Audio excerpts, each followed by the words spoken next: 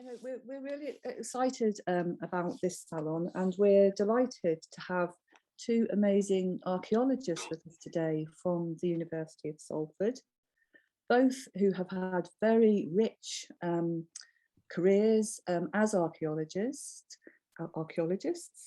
and I guess they've been uncovering the history with their trowels around Roman and medieval Manchester, which is obviously the theme of our salon today.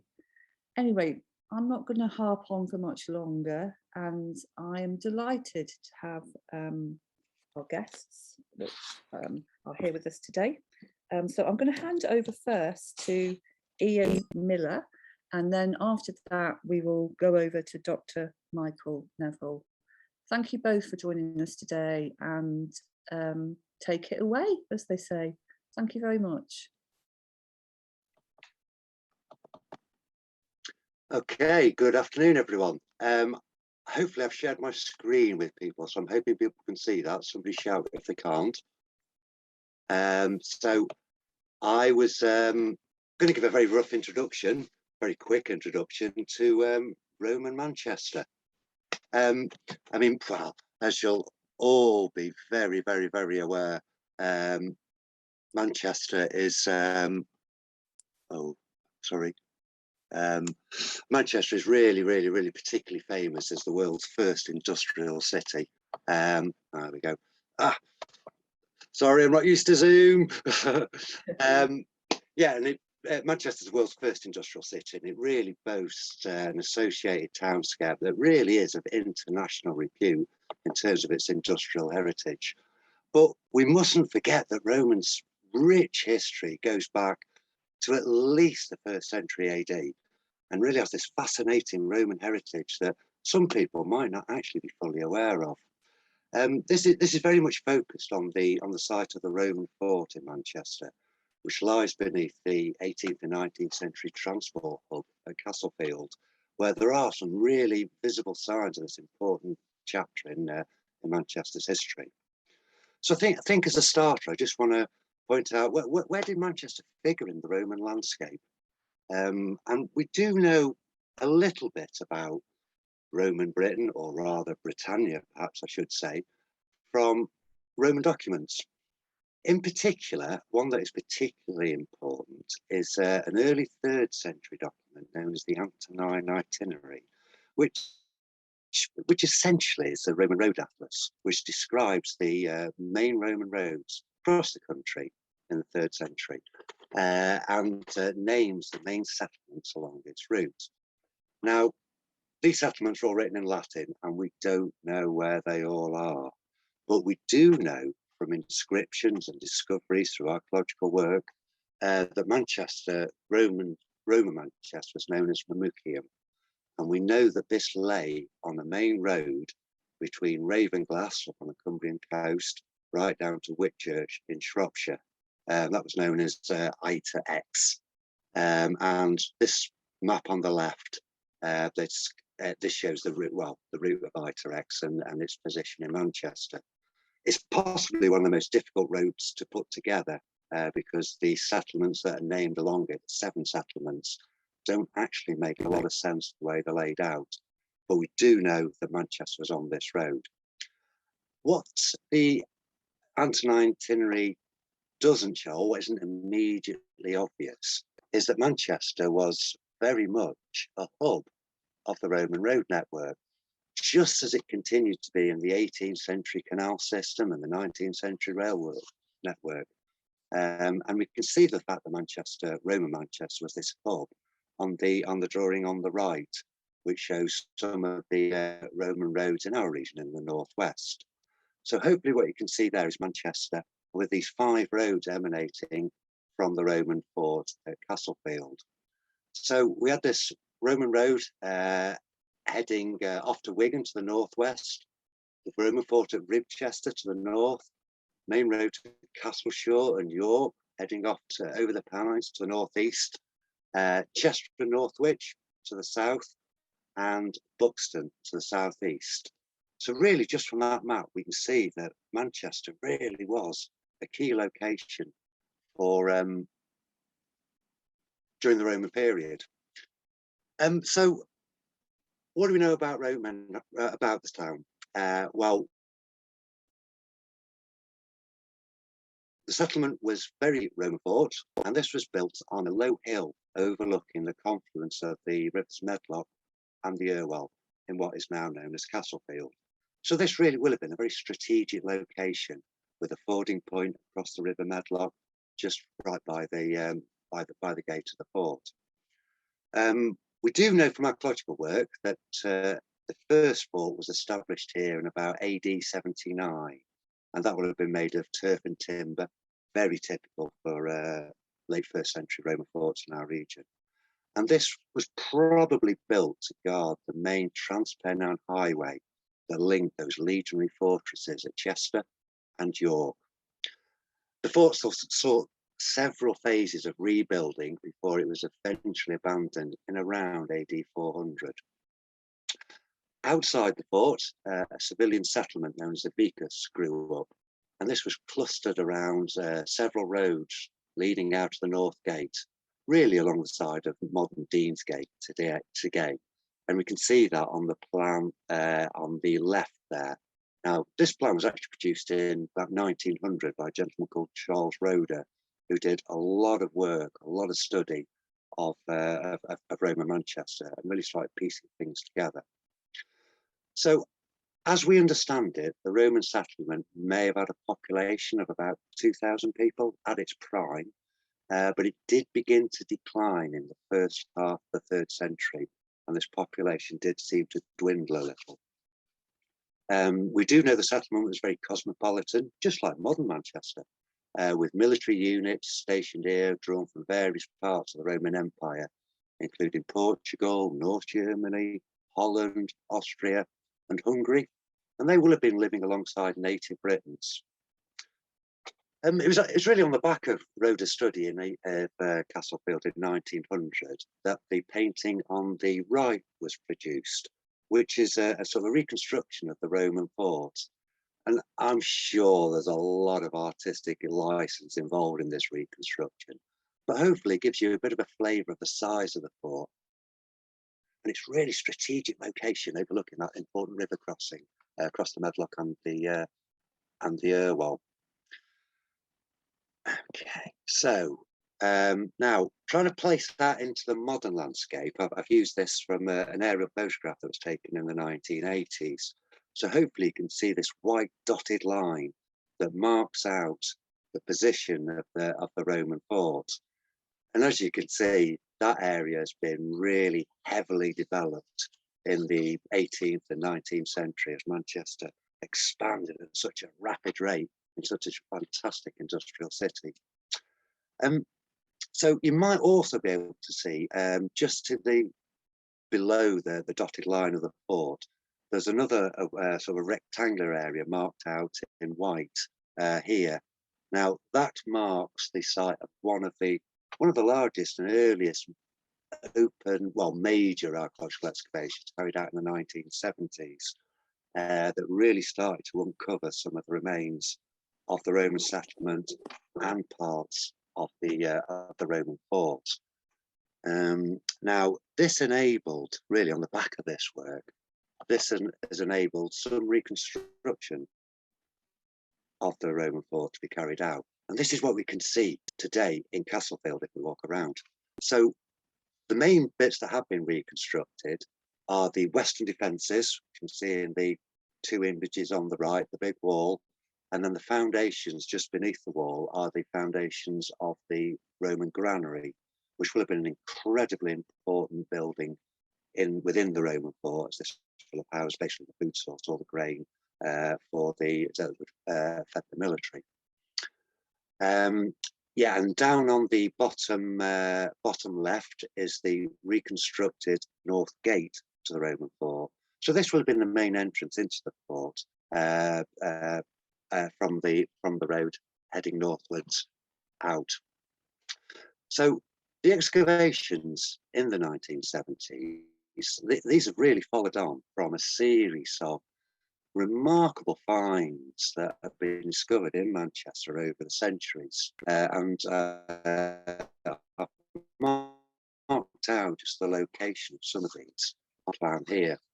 And really, these finds, I suppose, really have to go back to to John Leyland, who was working in the early 16th century, very famous antiquarian, and he noted the existence of Old Man Castle in fields beyond the northern fringe of the medieval town of Manchester. Now, it was nearly 2 centuries later, in 1732, when a guy called John Horsley published his Britannia Romana, in which he claimed that the ramparts of the Roman fort were still very conspicuous. This was followed up some years later, well, 50 years later, in 1773, by John Whitaker, who published a very detailed account of the visible remains of the fort at that time.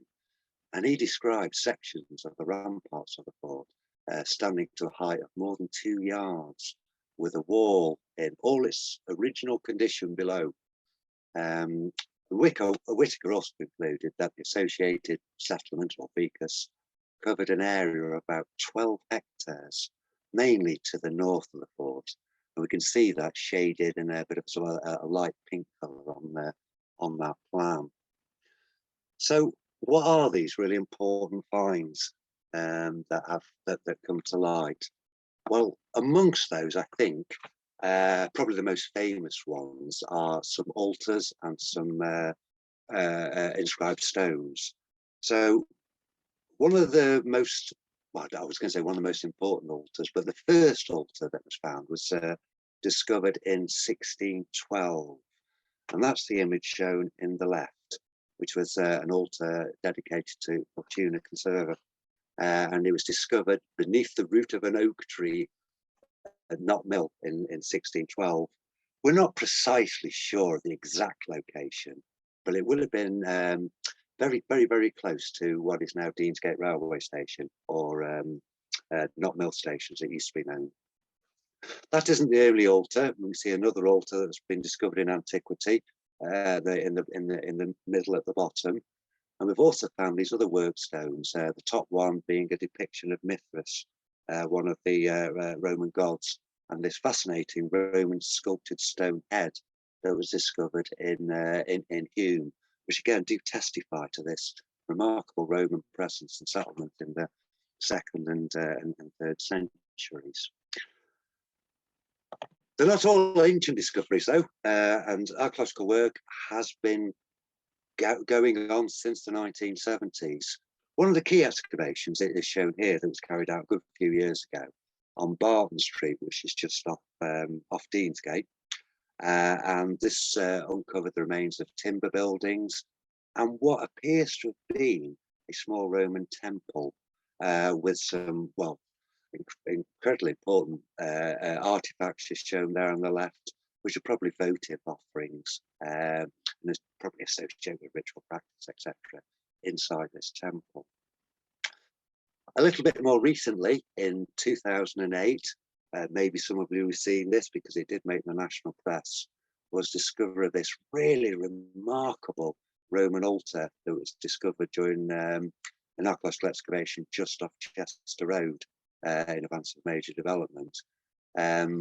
So there you can see in the top right, the altar as it was uncovered, where it had just been discarded into this big pit, probably by peoples who occupied the area after the Romans had left in the 4th century. And then some close-up images of the altar that just show what a remarkable find this really was. I mean, Chester Road itself is a really interesting area, and what appears to have been the case, again based on the archaeological work that's been carried out, is that the road was lined with small temples and little mausolea probably that are marking notable people who lived in the Roman settlement, mainly military personnel, we suspect. Okay, and archaeological work is actually still going on at the moment. And there's very few places left, if I'm honest, where we expect to find Roman remains. still existed, because so much of the area got intensely developed during the 18th and 19th centuries. But one of the most exciting excavations that's on at the moment is underneath the railway arches, just off very, very, very near the Beetham Tower, if people are familiar with that, at the bottom of Deansgate.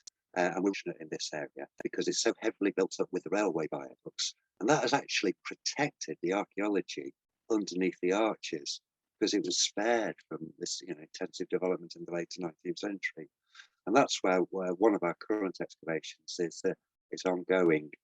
And whilst we're outside the Roman fort per se, what we're hoping to establish once and for all, because this really isn't known at the moment, is how far that Roman settlement actually extended. And this is certainly something we're hoping to unravel and unpick in the coming months. So the final slide really is just a bit of a pointer to where you might be able to find out a little bit more about the Roman settlement. There's a very detailed book that came out in 2007, written by Dr. Richard Gregory, that really summarises everything we know from archaeological excavations up to 2007 at least. And that's a really detailed account, although it's not very cheap to buy. For anybody who just wants a very quick and easy sort of overview, there is a free publication in the form of a booklet that was produced a couple of years ago, and you can just download that from the link below, or if you just type in Deansgate Square Manchester booklet, that will probably pop it up, and you can just download that free. One of the big questions for me personally, I think, and certainly as there's sort of an archaeological research, is what happened when the Romans left in the 4th century? And the answer is we really are unsure about that.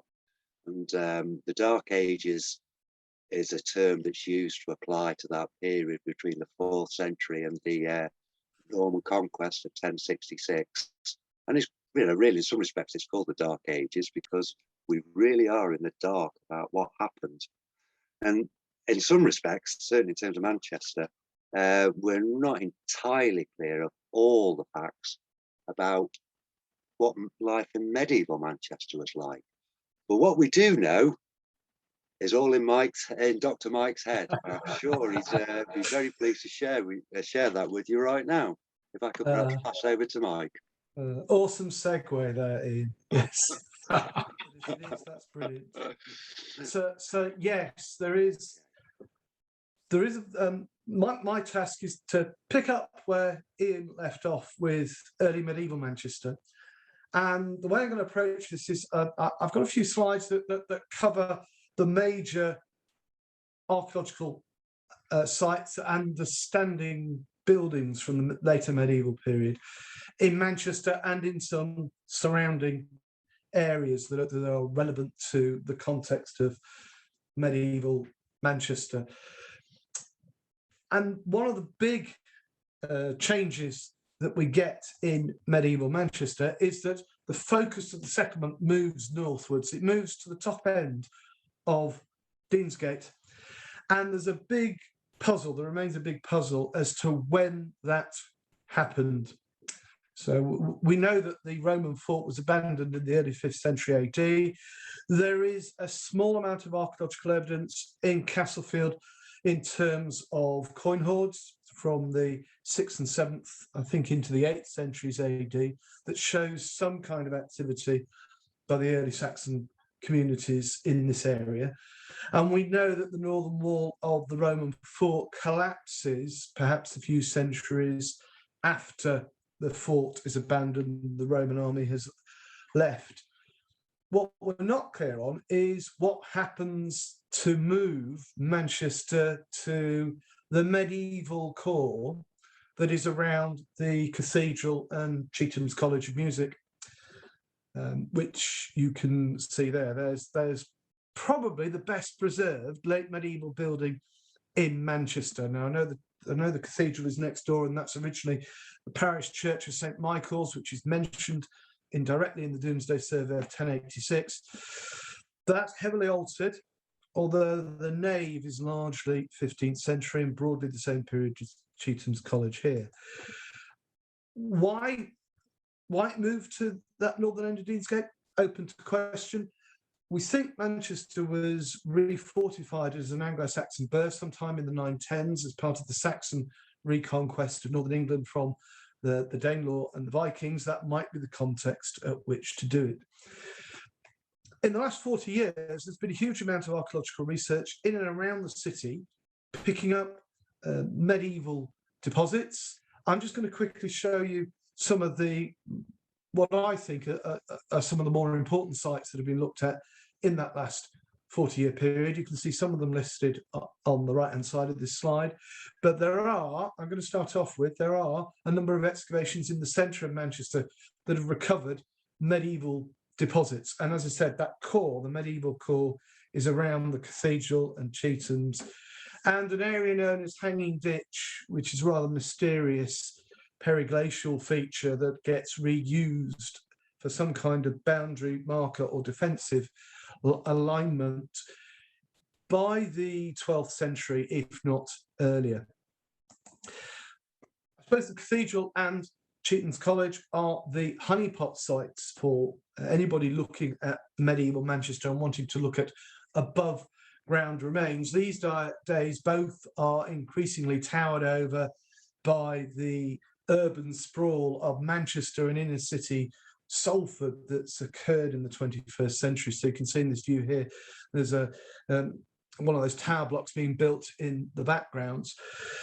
But what I wanted to point out here, and apart from the fact that Chetham's College is established in the 1420s as a priestly college attached to the church, but that it's on the site of the Manor of Manchester, and that in itself is on the site of the very mysterious Manchester Castle, mentioned in the 1180s and in the 1210s, and not mentioned since. We don't really know an awful lot about the castle at Manchester, but there has been on and off some excavation work around Chetham's College as the college has evolved and expanded since the 1980s. And most recently, there was some work by Matrix Archaeology in 2016 on one of the big rock cut ditches, which we think might be associated with that castle from the 12th and 13th centuries. You can see a plan on the left of the ditches in the area surrounding Chetham's College, and the big ditch that was investigated in 2016. And you can see a Matrix archaeologist busy recording the ditch which runs underneath that later medieval arch. Still not clear precisely what those ditches are doing in relation to the putative Manchester Castle, but it seems very likely that castle sat underneath the Chetham's Library and the Great Hall, which is much later, dating from the 1420s. There is a third building in that medieval quarter that survives as a standing structure, although it's actually quite difficult to see from the outside. And that's actually a structure called Hanging Bridge, rediscovered in the 1880s and partially excavated, recorded and put on display between 1998 and 2002. You can see that there's part of this bridge visible underneath the Hanging Bridge chambers in the bottom right-hand corner of that image. So two arch structure with a pier in the middle, which has a breakwater, which spans this periglacial channel, which is actually 4 or 5 meters deep at this point. This is now part of the Cathedral Visitor Centre. You can go in and look at the arch. You can stand under that archway. That's 13th, 14th century in date. And the Hanging Ditch itself has been the subject of excavation work also in the late 90s, early 2000s. It's now filled in and we've got Hanging Ditch Road, but originally it was an open ditch down to the late 17th century. The graveyard around and the cathedral expanded over it in the later 17th and 18th centuries. And in the later medieval period, it was used as a rubbish dump. So we've had some fantastic finds from that ditch. You can see a brass bell here, late medieval pottery, the remains of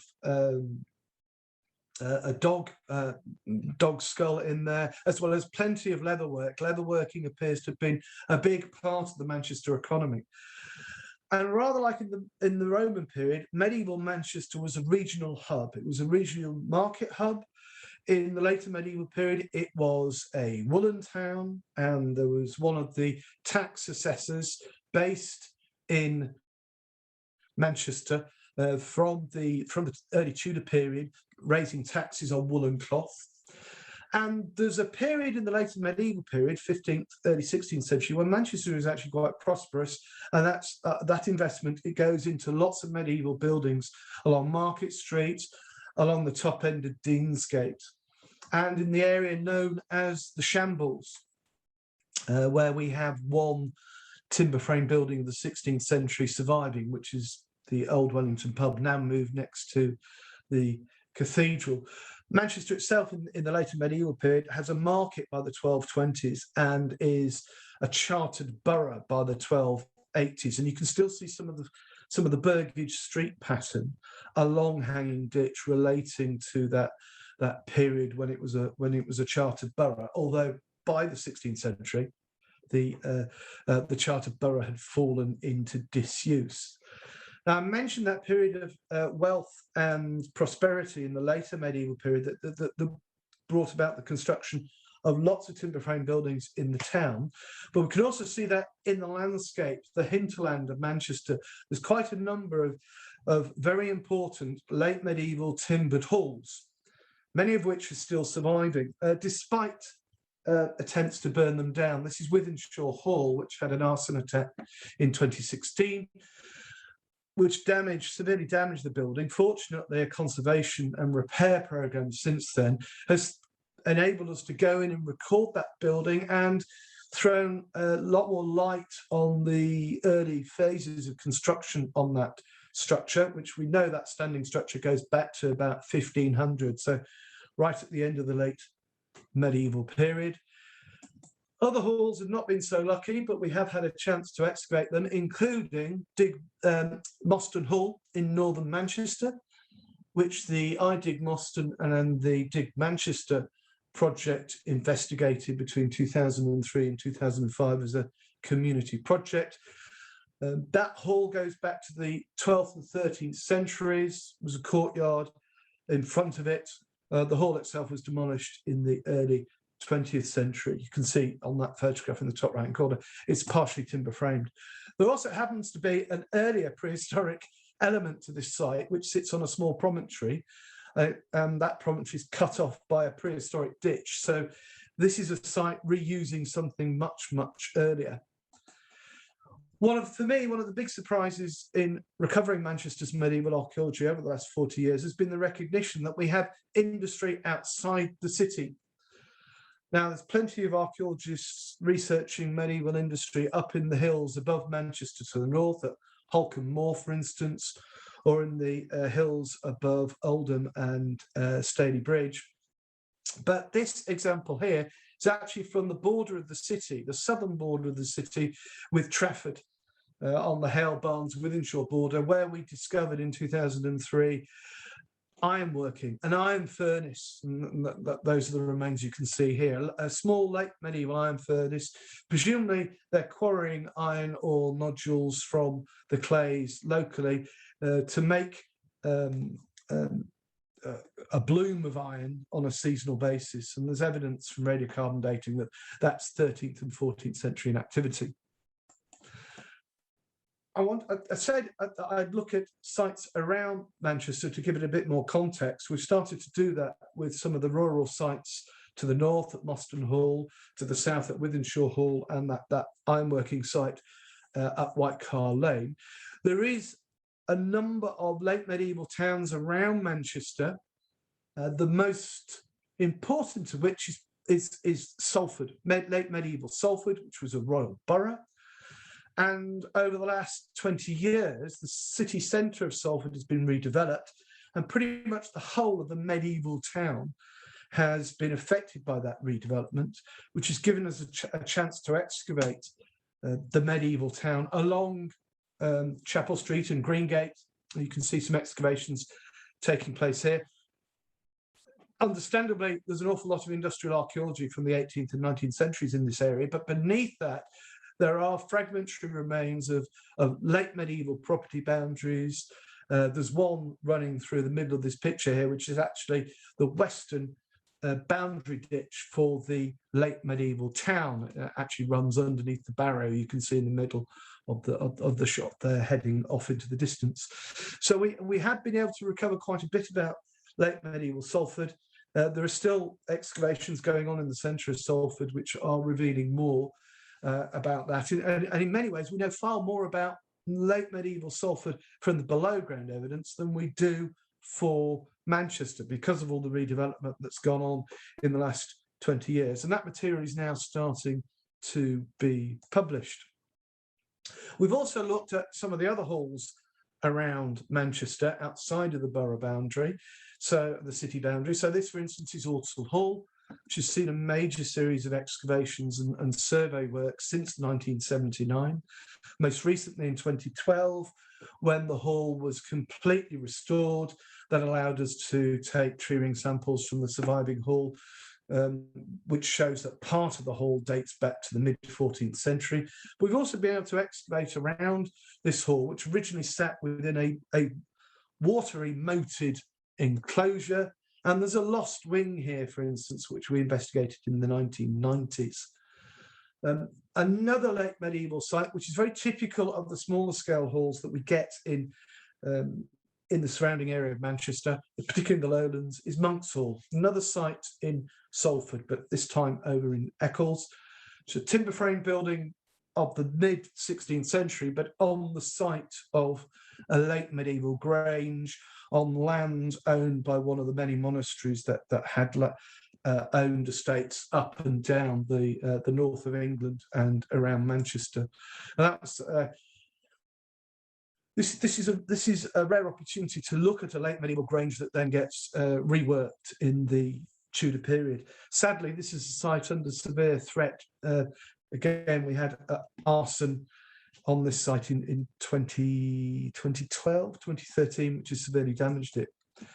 We've also had a number of individual finds over the last 20 or 30 years, just a couple of which I've thrown up here.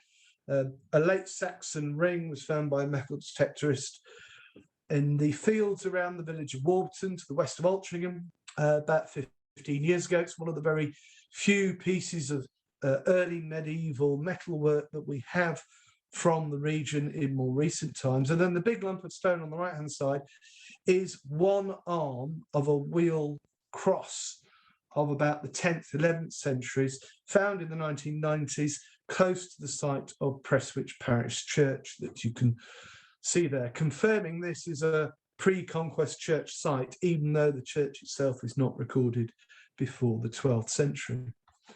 And we have had an opportunity to look at some standing buildings, not just the timber frame churches. This is the timber and stone Radcliffe Tower, which was part of a major series of excavations between 2011 and 2016, a major survey work. This is in Radcliffe in Bury to the north of Manchester. You can see the foundations of the hall, the 14th, 15th century hall there, quite badly damaged, but nevertheless visible. We are, though, lucky enough in the Manchester area to have some very substantial surviving urban late medieval properties. And I'm just going to finish off by picking out two. Staircase House in Stockport is arguably our most complete late medieval urban townhouse in Greater Manchester, and a building of definitely regional, if not national importance. And you can see here it's a mixture of styles and materials, but the core there of this courtyard merchant house goes back to the 1460s. And in the middle of this building is a style of structure known as a crook-framed house. And you can see I've highlighted it on the right-hand side there, where you've got two oaked curved timbers tied at the top, braced in the middle to form a big capital A. And there are two surviving crook trusses in Staircase House, but there were probably two further ones to form a big rectangular structure with an open hall in the middle. And the later hall has grown up around that structure. There are about 5,500 crook frame buildings known from Britain, and in Greater Manchester there's about 110 sites known, of which 70 odd have surviving structures on them, like Staircase House. If you know of a building like this with a crook frame in it, then you're looking at a late medieval structure. And the second one I wanted to mention, and the last site I'm going to show you before our wider discussion, is in the centre of Altrincham, another medieval borough, just like Stockport, receiving its charter in the 13th century. Perhaps not quite on the same the scale of size of Stockport. The old marketplace these days is a place you drive through in a hurry to go somewhere else because the main focus of the town has shifted down the hill towards the railway. But we've excavated here in 2005 on a burgage plot, which you see archaeologists from the University of Manchester undertaking, and you can see you can see post-medieval buildings at the top of the slide here. And most recently, in 2019 and 2020, we rediscovered during building work a crook frame building and a box frame building in the old marketplace, in those white buildings in the middle of that top left-hand image. Completely unexpected, but we were able to go in there and record that as the building was being redeveloped. Fortunately, the crook truss is still in place. And so we have this fragmentary element for a late medieval building in the middle of the old marketplace in Altrincham. And that's really an indication that we're still coming up with new evidence for medieval Manchester and the surrounding landscape, sometimes through redevelopment, sometimes through research. And as that happens, our views of the activities in and around the city evolve and change. Who would have thought a few years ago that we would have had iron working close to the centre of Manchester in the medieval period? If you want to find out more about medieval Manchester, there's been quite a number of publications since 2000 on medieval sites around Manchester.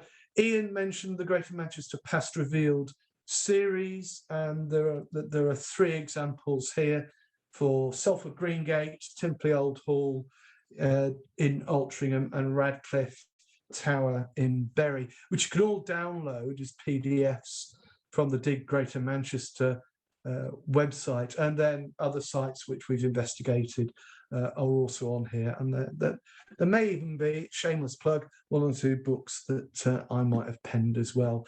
Of course, all of this material has been done by dozens and dozens of professional archaeologists over the last 40 years. So Ian and I couldn't do our jobs without that wealth of knowledge and expertise that's been supplied by the professional archaeologists since 1980, working in Manchester, and indeed a whole host of undergraduate and postgraduate university students and community archaeology volunteers. It really has been very much a communal effort to pull together not just the remains of medieval Manchester, but also Roman Manchester as well. At which point I'm going to stop sharing my slides. There we go. Thank you both. That was very fascinating. We do have a few questions. I don't know whether you can see the chat box where you are, but there's a couple first, I think, aimed towards Ian. So the first one is from Sue, and it says the Mithras sculpture, is this an unusual depiction? It looks more like a gardener leaning on a spade. Thank you, well, Sue. I'm sorry, Sue. Comments like that will send you to Hades for at least 7 years. Yes, there's actually several of those known. There's been identical things found along Hadrian's Wall There's 2 or 3 at least. There's certainly one found at a temple at Benwell along Hadrian's Wall, and I've seen another one in the Roman Museum at is it Housesteads on Hadrian's Wall? So it's very rare. It's very exciting, but it's not unique. Thank you. And to be honest, the fact that there is other comparable examples makes us extremely confident of its provenance as a Roman artifact. Although it isn't the best quality sculpture, so perhaps carved by a local craftsman. This is a question around one of the twins. I don't know quite how to pronounce those two. Is it? Can you see the question, the chat on there? Let me bring that up. Is it one of the twins? Counterpartes and Cautes. Thank you. Does anyone know anything about them? Or and then I've got a question about where in Hume. I don't know whether that's associated with the above question, but any. Answering the easy one first, we're not exactly sure. One of the issues with a lot of the antiquarian finds is that their precise location isn't really recorded, so it's quite general. So we don't really know. And I mean, these days it's interesting, really, when you get development applications come in, just how far Castlefield seems to extend these days, not least because it puts an extra 10 grand or whatever on a property price. But strictly speaking, Hume came right up to the River Medlock. So when we say Hume, it could easily be in an area that you firmly consider to be Castlefield these days, right down the bottom of Chester Road. So, yeah, I said when I was talking, totally incorrectly, that the stone sculptor was Mithras. That's not true. It is Counterpartes, who was, if Mike will be able to correct me here, that he was a bit of a sidekick for Mithras, wasn't he? Yeah. Acolytes. Acolytes is the correct term rather than sidekick. Thank you. Okay, thank you. And another question from Laura saying, did you encounter any evidence of pre-Roman settlement when at all? Is there any evidence? Tantalising. Yes is the answer. As tends to be the case, the main sort of indicator of pre-Roman settlement is worked stone or worked flint tools. And there have been a number, a small number, but there have been a number of these flint tools recovered from certain excavations on Barton Street. They tend to get mixed up in a Roman context. But to my mind, there's little doubt really that Manchester was occupied prior to the Roman occupation. My only slight problem is I haven't got any firm evidence to say to give it a firm idea of how big that settlement might have been or where it was. But the site of the Roman fort is the obvious location because it's such a strategic place overlooking those river crossings. Naturally defended site, basically. Yeah. One from Kate here. I heard that there's an intact Roman road under Deansgate, presently filled with post office cables. Intriguing. Does anyone know about that? Hugely unlikely, I'm afraid. I'm sorry. Deansgate will have been we are fairly confident that Deansgate is the line of a Roman road, and there will have been a Roman road along that line. However, Deansgate has been rebuilt, extended, widened on so many occasions, and it will be absolutely chocker with sewer pipes, service trenches, etc., etc. I would be absolutely gobsmacked if any sections of the Roman road survived intact. There might be little pockets and little islands, but don't think there's a fully preserved Roman road down there, because I'm sorry to shatter any illusions, but that's not going to happen. Okay, thank you. Steve, hi Steve. Is there a map or list of medieval sites for the whole of Greater Manchester, similar to Mike's slides of Manchester? You'd have to look at the Greater Manchester Historic Environment Record, which is within Ian's domain. I don't think there's an up-to-date published summary for the whole of medieval Greater Manchester. So it's very, very much down to Ian's historic environment record, which he creates, isn't it, Ian? Yes, indeed. I don't know if everybody's familiar with what we call the HER, historic record. That's basically a GIS database that we are continually updating. We have a full-time member of staff on that, just adding entries and putting everything we know. And basically, it is a GIS database linked to mapping that records every single known archaeological and historical site across the county. We've got most of them. We haven't got them all, but it would certainly be possible to provide a printout of all the medieval sites. But yeah, you're right, actually. Somebody should write about that and produce a publication, he says, staring at Mike. I'll add it to my list, Ian. Yeah, I've got 3 or 4 more to sort out in the immediate future, then. Mike, someone's asking about the name of your blog. Oh, that's archaeologyt.wordpress.com if you are interested. And you can also listen to me wittering on a podcast, which is the Archaeo podcast, which you'll find on SoundCloud, should you want to do that. Yeah, thank you. Just a question for you, Mike, about any research undertaken on Tongue Hall in Middleton. Do you know anything about that? There has been some archaeological survey work at Tongue Hall in the last decade. It was, I think, it was damaged by. There's a theme here. It was damaged by fire a while ago, so there's been attempts to conserve it. I don't know, Ian, if you've come across Tongue Hall recently. Yeah, several years ago, Historic England very kindly funded. There weren't so much surveys, but they went around doing a lot of dendrochronology, whereby you get a decent date out of some of the reef timbers. And Tongue Hall was one of those. And it did provide a good date for the building. I think it was 18th century. I'd have to look it up. But we have got some dendro dates from it.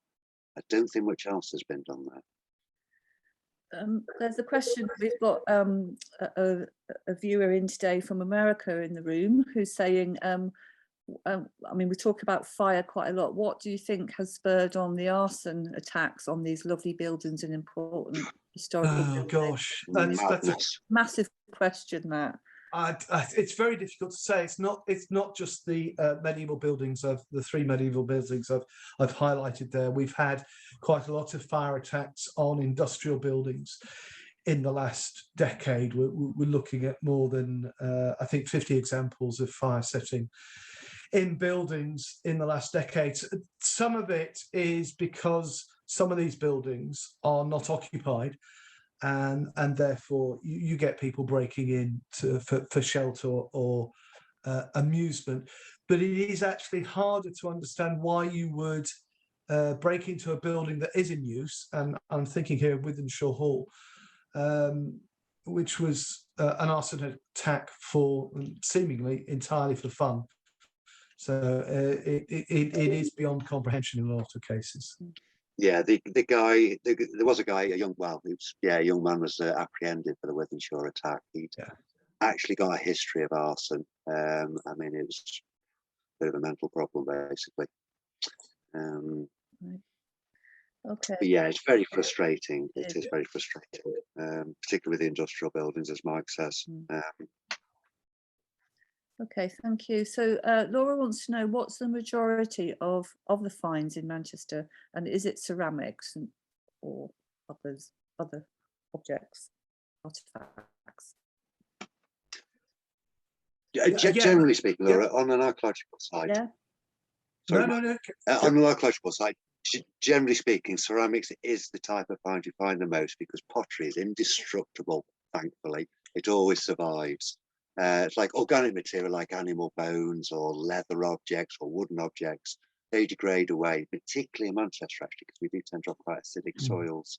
So that sort of material only survives when you've got really special conditions, generally what we call anaerobic conditions, where the air is not getting to the material. So pottery is quite far and away the the most That's important. why Hanging Ditch was so important, Yeah. because the lower deposits of Hanging Ditch were very waterlogged, so no oxygen getting into them. That's why there was so much leatherwork and bonework from the bottom of that ditch when we had a look at it in 1998 and again in 2002. But that is very, as Ian says, very much the exception. Okay, thank you. There's one from Francis who wants to know about, where are all the artifacts you both mentioned? Where, or can people see them? Are they available to the public, or how would people, have a look at them? A lot of them are in Manchester Museum, the university's own museum, and that's where the Roman altar from 2008 is on display. Other material is in the archives of Salford City Art Gallery and Museum, but inevitably there's material that doesn't get into the museum. And we have a number of local archaeology societies around Greater Manchester who hold archaeological collections. So there's quite a bit of material in private hands as well. Okay. I think the tombstone, the Roman altar I showed that was discovered in 1612. I think that's actually on display. I think it's in the Ashmolean Museum in Oxford. But that's, most, as Mike says, most of the other stuff is in Manchester. But it's got to be said, the museum services, not only in Manchester but across the country, are experiencing a bit of a crisis at the moment in terms of storage and long-term curation material. Not least because there is so much archaeological work going on, and so much stuff is actually being recovered from excavations. It's long-term storage is a real problem at the moment. It's a big issue that needs to be addressed. Yeah, there can be upwards of 30 archaeological excavations across Greater Manchester each year, all producing material. Where does this material go? A big issue. We've only got a few minutes left actually now, so I don't know whether we'll be able to answer all of the questions on the chat today, unfortunately, because there's a few more. But we're just wondering, myself really, what's the most sort of best thing that you've ever found as archaeologists? I hate that question. I hate that question. I just thought I'd ask it.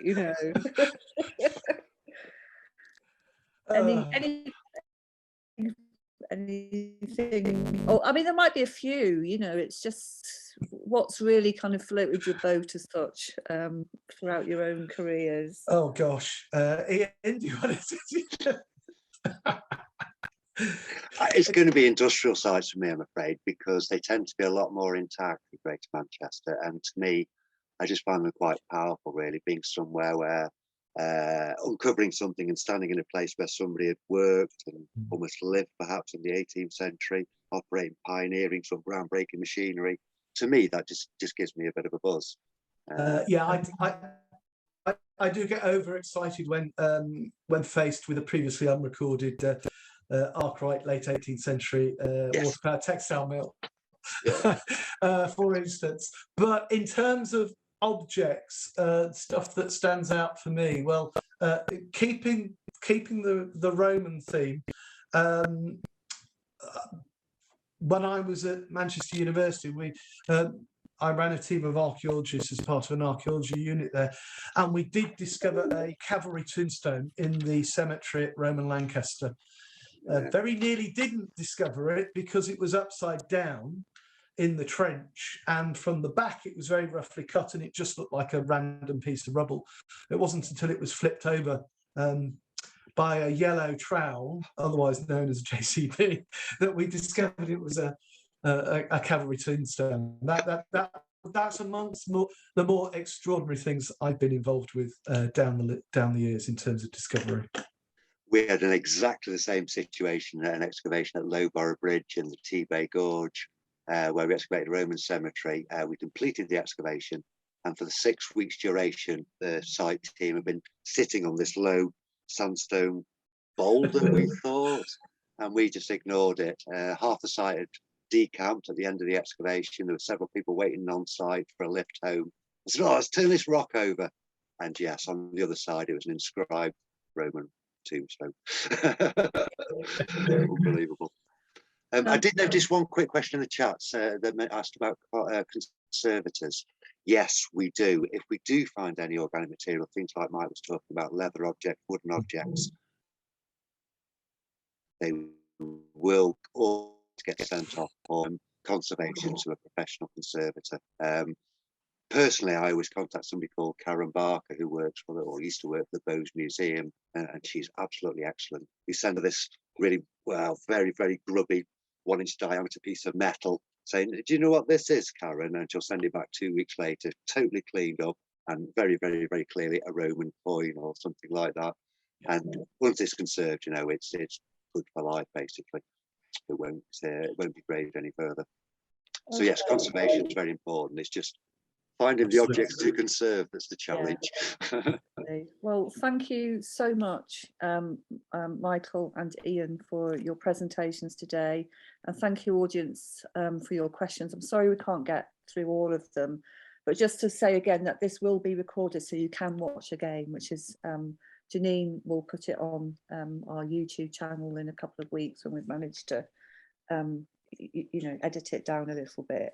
So thanks again, and just to say to everyone that our next salon is on December the 15th, and we're going to be looking at the history of pantomime, which fits with the Christmas theme, and it's going to be our first event where we will invite an audience into Manchester Central Library, so it will be both an in-person you know, invited audience, or you can sign up, and also an online one as well. So we hope that you'll be able to join us for a mince pie and some Christmas joy then on the 15th.